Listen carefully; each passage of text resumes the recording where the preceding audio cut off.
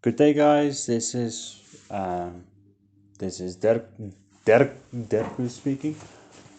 I'm a 1042 rated player on chess.com. In this video, I'm going to show you what you need to get from 900 to 1000, 800 to 1000, 700 to 1000.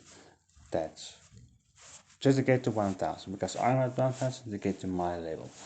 It is actually not that it's difficult in the sense of understanding and getting to understanding it, but once you have it, it will get a little bit easier, but it will take effort.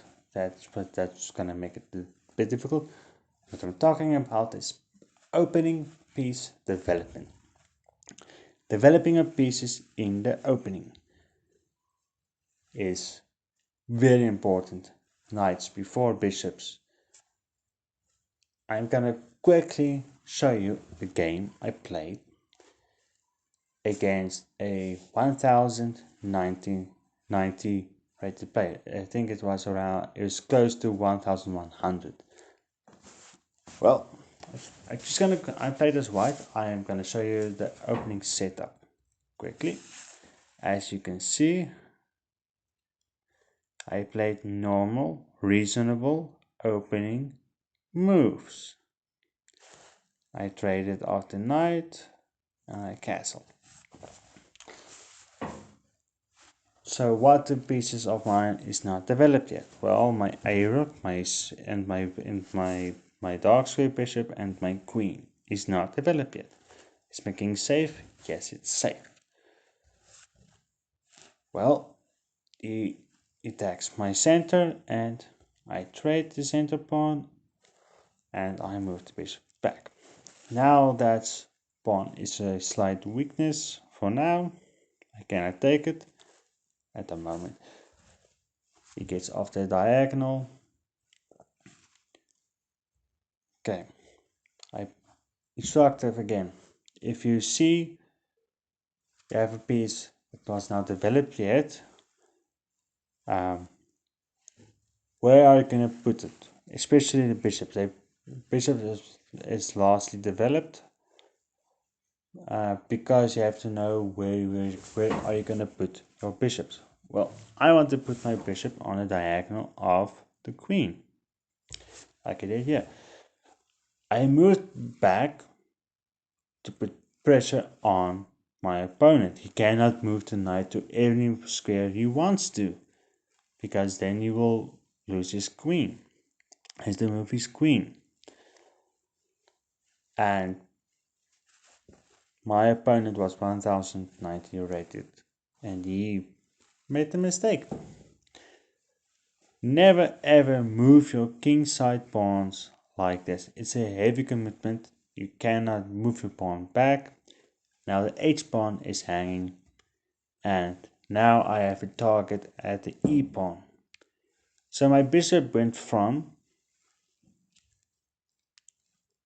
it went from g5, h4, g3. Now I'm targeting to e, the e pawn. Now I slightly better. Now I develop my rook, bringing it into the game. Now I still have two pieces that needs to be developed. Well, I can bring my knight to more active square because he just pushed his d pawn. Before I could not push it because the pawn will take my knight. Now I'm in a position to trade the knight, and I'm slightly better. Now my queen can go to the h square because before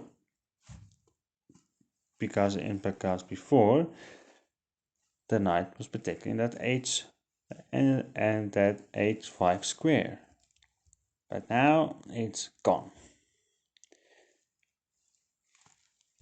He activates his queen, protecting the E pawn and the G pawn and the H pawn. Okay. I developed my queen. I'm putting pressure on the H pawn and on the G pawn. Okay. I developed my last piece. I developed my rook. It's very instructive. Okay. Now, what do you do to keep the advantage? Well, what piece in a position does not contribute to anything? I would say it's my bishop. I want to move my bishop. His knight did not try. You can see on the engine wants him to get rid of my bishop, or move my bishop, not to bring it into the attack. Instead, plays a logical move. He already moved his knight. He doesn't want to remove it again. He moved it twice already, so he's developing his last piece, his A rook. And now I can move my rook back. And look, the next move is check. He can try to stop it, but the next move is check, no matter what. So this is check. You can see. Now the engine wants the king to be kept, the king to be forward to protect the H pawn and protect the queen. But instead, the king moves back. And because the king moves back, there's no more protection at that square. So I attack this G pawn. Why? I want to trade my H pawn off for G pawn to open up his king side. Voila. Now I opened up. The engine wants his queen to go and protect his king, because the H pawn is now going to fall at some point. Well, the one thing I did not see what I wanted to do. It's like Gotham Chess usually says, me see queen, me attack queen. It's like something like that. But in any case, I do not have to take his queen. I can take his H pawn, what was hanging. And again, same instructive mind starts thinking, what can I bring into the game that I haven't moved yet that will keep the threats coming?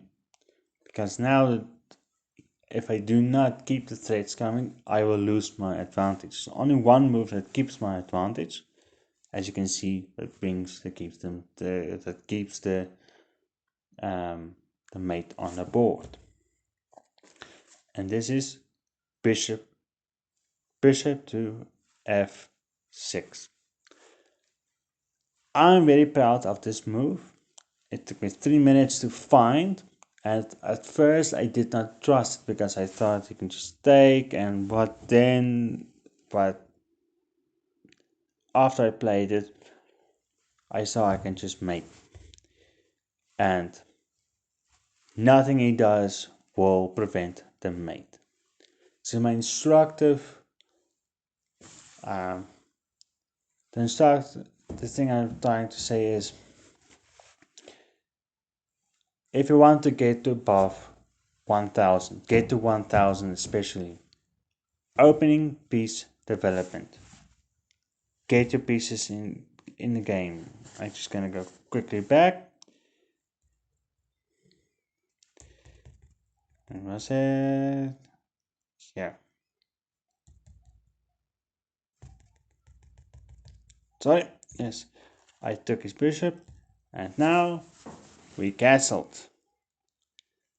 And this was on move. What? Move 10. Move 10. 10 moves to get castled. It's your golden rule. The Caro-Kann players a bit longer, but in any case, get into positions like this, where you can develop everything. See, isn't this a wonderful position? Now you can actually attack. Isn't this wonderful? Well, have a very good day, my friends. And I will see you next time. I really just wanted to show you the game and gave you some advice on how to improve your chess game. I'll see you next time. Goodbye.